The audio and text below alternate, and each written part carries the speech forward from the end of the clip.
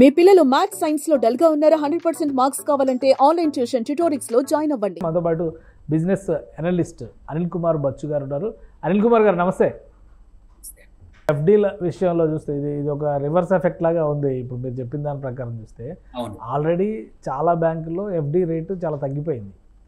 Post ఆఫీస్లో మీరు deposit చేయండి అని కూడా ఈ మధ్య ప్రచారం బాగా జరుగుతుంది. ఇప్పుడు రెపో రేటు తగ్గిన నేపథ్యంలో ఎఫ్డీలు ఎందులో పెడితే సేఫ్?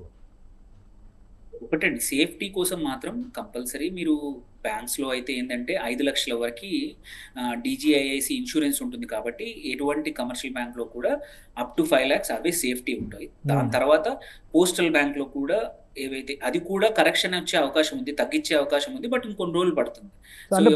ఇప్పుడు ఆర్బీఐ రెపో రేటుతో పోస్టల్ బ్యాంక్ కూడా సంబంధం ఉంటుందా?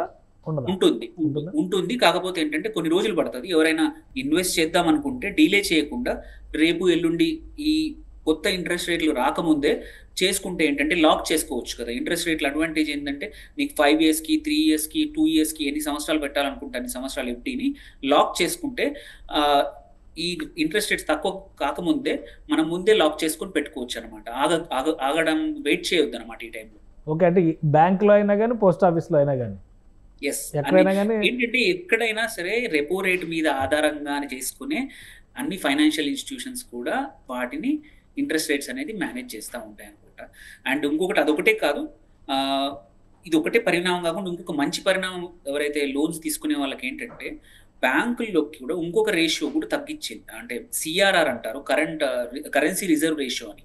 అది కూడా ఏం చెప్పిందంటే చాలా మంచి విషయం ఏంటంటే నెక్స్ట్ 1 yearలో 1% అంటే 4% ఉంది ఇప్పుడు కరెంట్లీ బ్యాంక్స్ మెయింటైన్ చేయాల్సింది, అది 3% చేస్తోంది.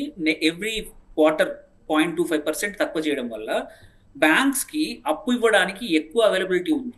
సో దీనికి వచ్చేసి ఈ రేట్ కట్ అనేది చాలా, అందుకే మార్కెట్స్ కూడా ఇవాళ నియర్లీ ఒక 1%, 0.7% అన్ని పెరిగాయి. ప్రైవేట్ బ్యాంక్స్ జనరల్గా ఏంటంటే రెపో రేట్ కట్ వల్ల బ్యాంక్స్ యాక్చువల్లీ తగ్గుతాయి, కానీ ఇవాళ మాత్రం సిఆర్ఆర్ కూడా తగ్గడం వల్ల రేట్లు పెరిగాయి.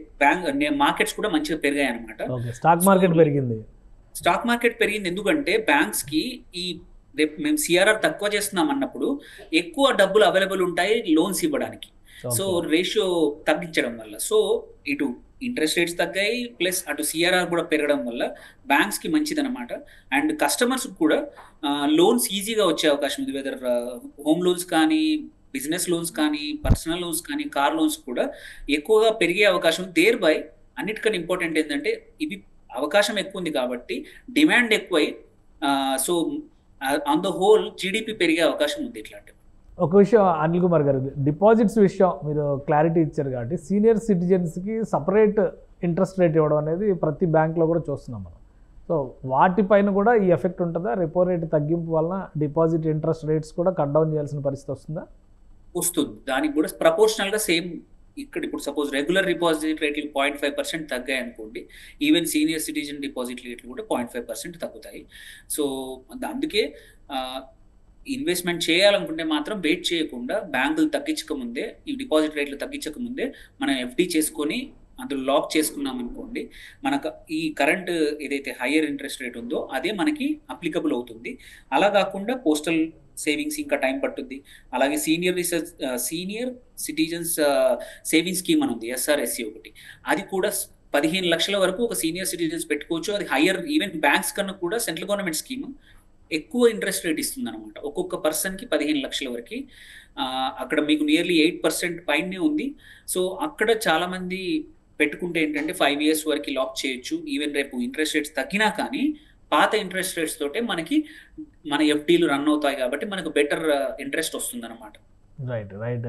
థ్యాంక్ యూ అనిల్ కుమార్ గారు విశ్లేషణ అందించినందుకు. ఇది reserve bank of India repo rates పైన ఒక కీలకమైన నిర్ణయం తీసుకుంది. జంబో కట్ అంటూ 50 basis points తగ్గించింది. దీని ఎఫెక్ట్ లోన్స్ తీసుకునే వాళ్ళకి ఒక శుభవార్తను తీసుకొస్తుంది.